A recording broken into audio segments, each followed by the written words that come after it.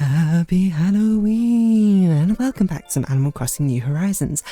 I'm dear darling, and shall we see what's going on our lovely island of Fawnhallow today, where, yes, I mean, there's only 10 minutes left of it, but happy Halloween, everybody. It is very much the spooky season, and I've got my celebrations in, I suppose. But yeah, I mean, this is, what, a 6th Halloween, I think? In Animal Crossing, so you know, most of the Halloween stories I think I've spoken about now, but I actually have some new material from yesterday. So good evening everyone. Right now in Fawnhallow it's 11:50 p.m. on Friday, October 31st, 2025. Till midnight tonight you will be treating you to a special Halloween event, and no, this is not a trick. We have no candy, so we actually are unable to really partake in this, because I think it's in poor form to go out in this Hallowed Eve and not give out candy to villagers if they ask for it. Otherwise they trick you. And the trick's actually kind of annoying, but they like muddle up they muddle up your like makeup and your skin tone, your hairstyle or something like that. I can't remember. In the old days it actually used to just destroy your clothing and replace it with like raggedy ones. So you're Jack. I don't know, I do kind of want to see what everyone's dressed up as. But maybe it's a safe time actually to go visit villagers in their homes. I don't know what we're wearing is considered a costume, but I think they actually give you candy if you do so, right? Hello, trick or treat, I suppose. Oh yeah, I guess I haven't spoken to them for a long time either. Okay, apparently we are wearing a costume. I think it's because we have devil wings and a cat face. But yeah, basically what I'm going to talk about today is yesterday I did like an immersive experience kind of escape room.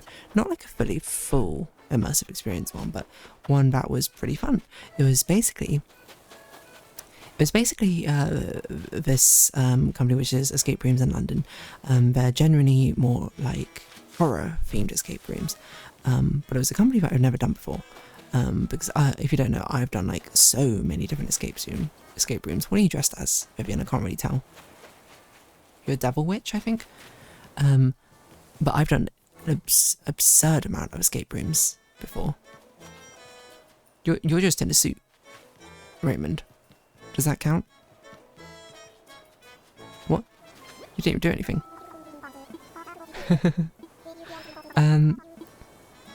You didn't want to trick or treat or anything?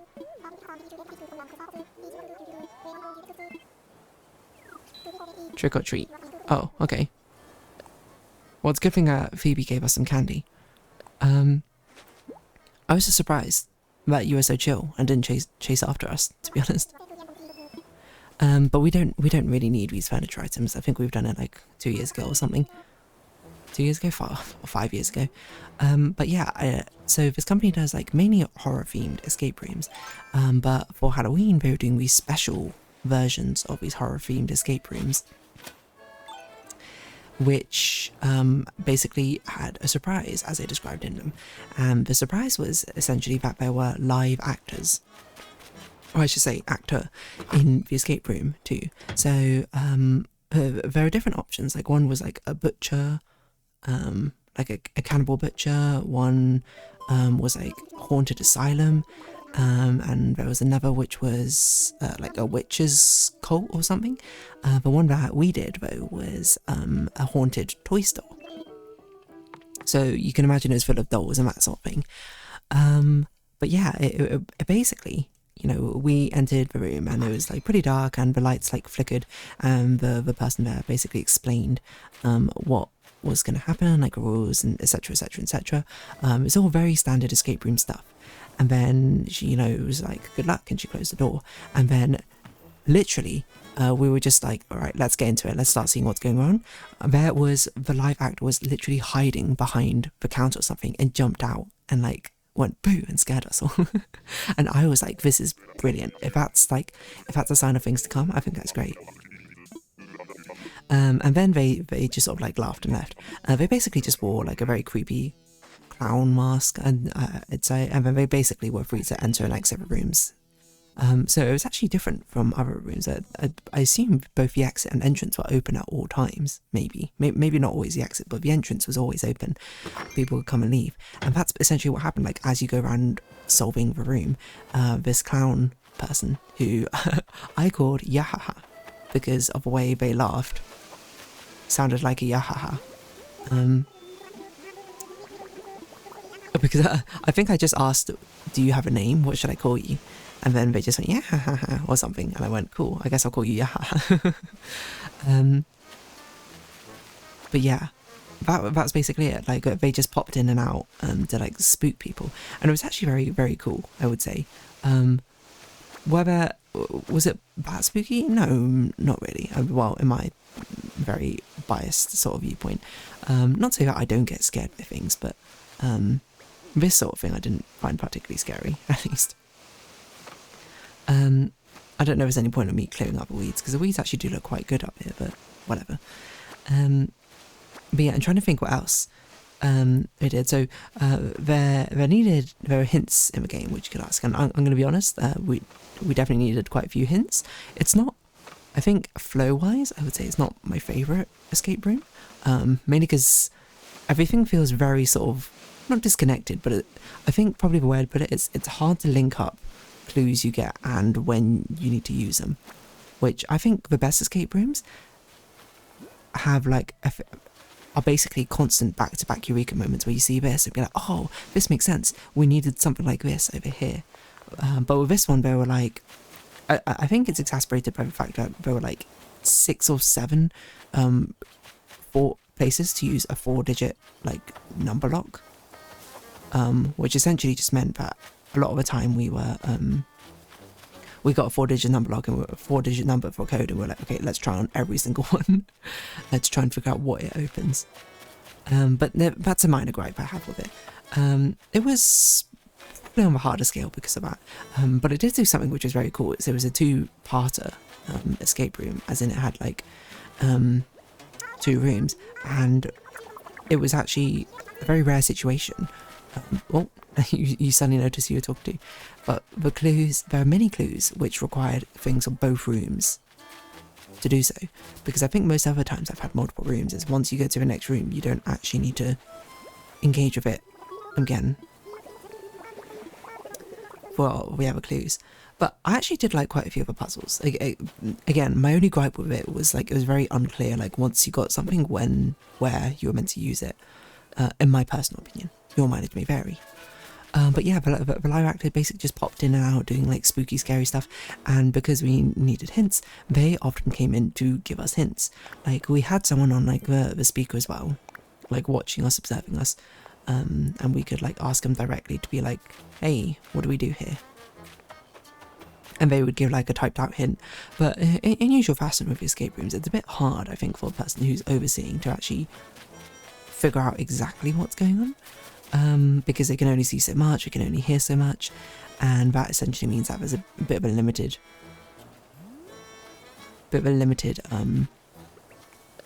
palette of what you can do, right, or what you can help out with. Sometimes you just give, sometimes you give out hints for things that have already been done or you can't see as well, etc, etc. Anywho. I thought it really added to experience. I guess you could do it. I was going to say like it only made sense in a horror themed experience, but now I think about it, I don't actually think that's true. Because like what if you were doing like a fantasy quest and there's like an imprisoned wizard or something? The wizard could just be in like a jail cell and give out hints as needed. Obviously it increases the overhead running costs of an escape room by a lot, because now instead of just having one overseer, you now need an overseer and a live actor. But it was a really, really cool experience. This live actor, I assume, basically was probably manning 2 rooms, I would guess. They were dressed as a clown. I assume there were 2 identical rooms for this game, or maybe not, I don't know. They were just popping in and out, who knows. But yeah, it was very, very cool. Did I get spooked by them? I did get startled by them once. I like not enough to like scream or be like, ah, or anything, but I did like, it was the first time like we were opened up a second room and they like walked into it and I like walked in and followed it and they turned around, well, they like went around the corner, then they went, boo, and I went, oh, well, I didn't even say anything, I think I just sort of stared. And then in classic sort of live actor fashion, they pointed at me and they went, ha ha ha ha ha. And then I laughed back, so I was like, that's good. That was good. But they did a lot of things which, some of the scares worked and some of them, you know, didn't hit quite the same. But again, not for me to judge. One thing I really liked that they did, which I'm sad didn't work out, is that they basically pretended to leave at one point, because the entrance was in the first room and we were solving stuff in the second room. But they basically went through the first room and went to leave. And I was just sort of chilling by the side mostly. Because in my opinion, too many cooks spoil the broth, I think, when it comes to solving things or escape rooms. So I was very much just sort of chilling outside, just sort of being like, oh, what's going on? And then I just had a cursory glance into that first room and I sort of very slightly stuck my head out and I saw the live actor pressed against the wall next to the doorway, waiting to scare someone. Despite the fact that we heard the entrance door go, and I was like, that's so funny. They pretended to leave so that if we go back to the first room, we get spooked. So I gave them a thumbs up. And I was I tried to basically lead some people into the first room, but they were so locked in the puzzle that they were doing that we didn't. And eventually the live actor got bored and just walked in again, just to see what was going on. Which is totally fair. And I'm sorry, yeah, but I didn't manage to get that scare for you. But basically they just ended up giving a load of hints. Like they would grab something and then do it in a creepy way to try and give us a hint. Like one of them was like, actually this was something that we said like near the beginning. It was like there was like a kid's lockbox treasure chest, but we didn't really know how to open it. And then they grabbed like 2 doll heads and basically like I just sort of followed them. I guess if anything I was on live actor guard duty, and walked over to the treasure lockbox and like made them kiss. And then I looked at it and I was like, oh, you want us to make a heart symbol here, essentially. Appear in the lock, and yeah, that's what happened. Which is a bit of an, like, again, and I think it goes into a little bit of a lack of clarity in my room. Well, it's hard to exactly know what is a prop and what isn't, but I still liked it a lot, to be honest. Because I didn't even realise that was like a functional safe lock. I thought it was like a fidget toy for the kids. But you know, that do be how it is sometimes.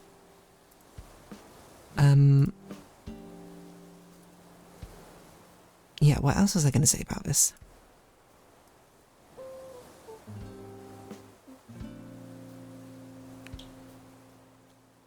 I'm trying to remember now.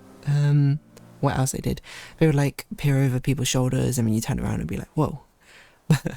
I feel like I definitely didn't engage with it, and I'm sure, looking back at it, I probably was like a problem customer or something, like a customer which people would be like, oh great, here we go, it's one of these customers, and I do apologise.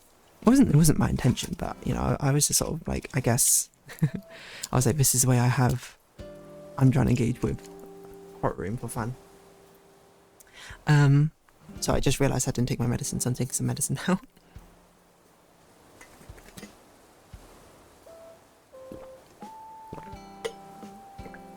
Oh, excuse me, let's choke on water. But it's the sort of thing where I ended up trying to have like just casual conversations. So I like offered like them a hug when because I remember like when it first started out, they like started knocking from the second room door, and then I was like, okay, I'll continue. Like I hear them knocking, so I walked over and I started knocking as well, and then they knocked back and I knocked as again. And we basically just had like a knock conversation. And then also like while we were solving stuff in the first room, I noticed that the entrance door kept sort of like popping open a little bit and closing, popping open a little bit, and I walked up to it and being like, oh, is there something going on here? Because I heard people speaking outside. I was like, oh, maybe it's some other like participants going in and being like, oh, you know, is this the door we're meant to go in? And then being like, oh wait, that's not like the bathroom or something. I don't know, something along those lines.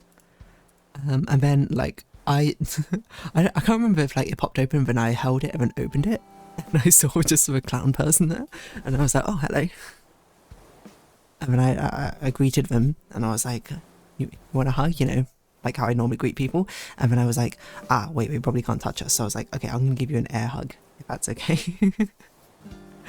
In that moment I was like, okay, that was probably a bit weird.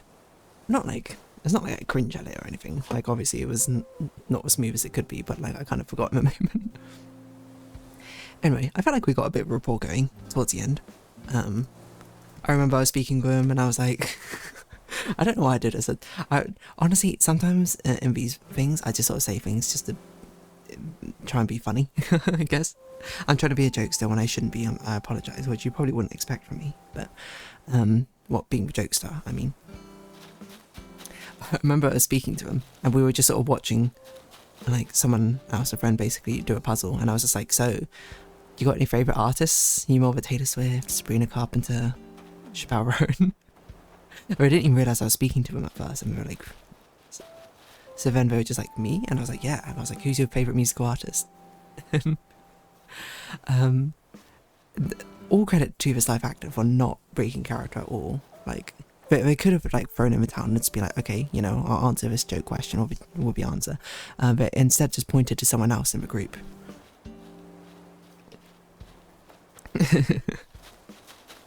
And so he started singing, and it was just a very funny time. When he just left. Part of me really wants to know from that actor's perspective, like, were we in an annoying group or were we like a fun group? I don't know. I realised when I was there that like I just wanted to interact with a live actor, which if anything is probably very indicative of like, I don't know, how I want to play like D&D. So I just want to roleplay. Like I'm like, I don't care about solving these puzzles. I think part of it is the fact that I have done probably almost like upwards of 20 something escape rooms at this point. And to be fair, everyone I was with had I've done somewhere between 0 and 1 escape rooms before. So I think I was basically very chill, just being like, okay, you know, I'll point out if I notice something and they didn't, but otherwise I'm just going to have a chill time here, just sort of relaxing by the side.